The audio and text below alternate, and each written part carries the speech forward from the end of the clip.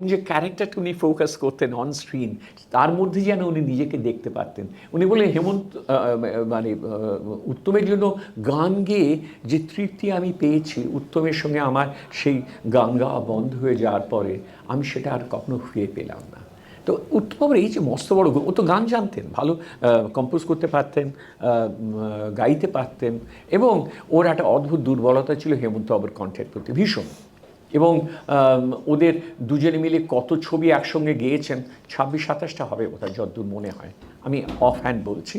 তো করে একটা ট্রেডিশন হয়ে গেল, মানে উত্তমের ছবি মানে হেমন্ত কণ্ঠ, আর সুচিত্রা মানে হচ্ছে সন্ধ্যার কণ্ঠ। একেবারে এই দুটো কণ্ঠ, উত্তম এবং ওর ভাই, এই দুটো কণ্ঠ হচ্ছে গিয়ে যথাক্রমে শ্যামল মিত্র এবং মানবেন্দ্র। তো এমন হয়েছে, যেটা এর কাছে শোনা, আমার মানবদার কাছে শোনা, মানবদা বলছেন যে উত্তম মানুষটা বড় ভালো ছিল। বলে কেন?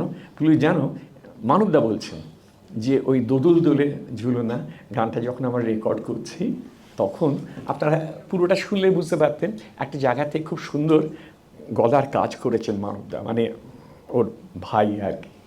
তো শ্যামল ওর সঙ্গে খুব সম্পর্ক ভালো ছিল।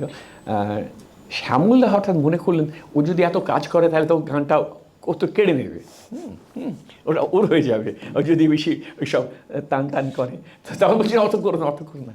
উত্তমবাবু সেই সময় স্টুডিওর পাশ দিয়ে যাচ্ছিলেন, গিয়ে শুনেছেন এই ডায়ালগটা, শুনে ভেতরে এসে বললেন তা কেন হবে, যার যেটা গুণ সেটা তো তাকে গাইতেই হবে, হোক না, তাতে কী আছে, মানব গাক, ওটা করুক, গলার কাজ করুক, তাতে অসুবিধে কী আছে।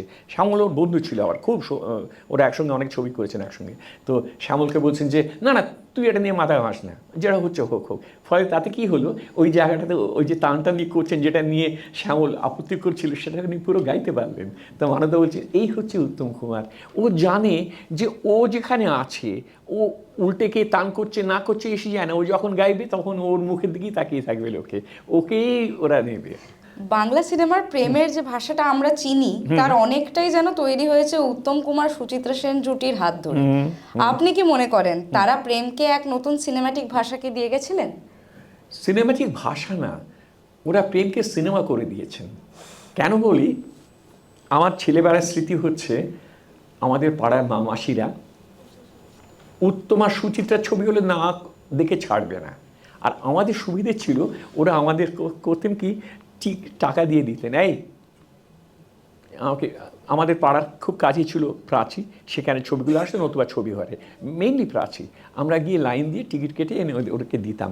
তাতে কি হতো, ওই মা মাসিরা 8 আনা 10 আনা করে আমাদের দিতেন, এবং সেই আমি লিখেছি সেই সব স্মৃতিতে।